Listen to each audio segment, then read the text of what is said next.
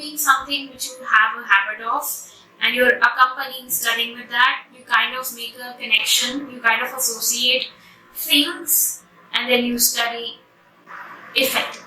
Making studying a part of your daily life, part of you, and not something which you consciously put effort for.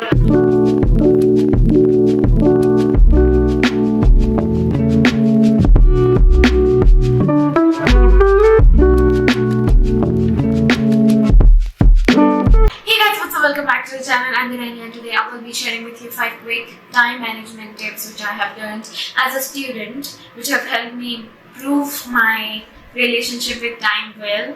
And before we get into it, please subscribe to the channel if you haven't already and press the like button. Without any further ado, let's get started. My first tip for you is to try and expand your boundaries for self-care. Now I know self-care is a very important aspect of a student's life because it avoids burnout.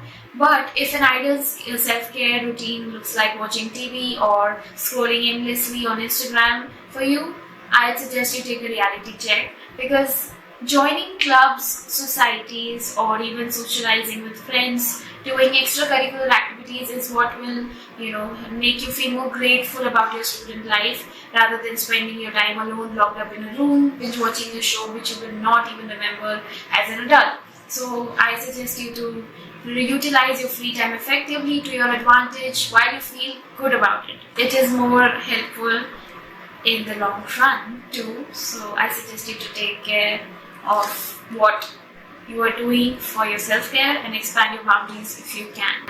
Think about what your ideal week at school looks like. For me, it is more or less wasting my time and more employing it to my advantage. So I suggest you make a reality checklist of what an ordinary week at school right now looks for you and what your ideal week at school is like.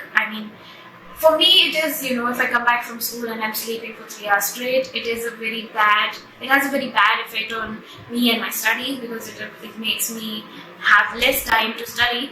So an ideal week or ideal day at school is like coming back from school and doing something more productive, or like reading something or listening to music, even talking to a friend, and then getting down to studying and not, just avoiding sleeping in general. Romanticize studying in your free time. So this is something which is the best way of making studying a part of your daily life, part of you, and not something which you consciously put effort for and have, you need to motivate yourself to study. Because while you're doing something which you have a habit of and you're accompanying studying with that, you kind of make a connection, you kind of associate things, and then you study effectively. For example, while listening to music, you can complete study chores, and that will make you romanticize your study life a little more.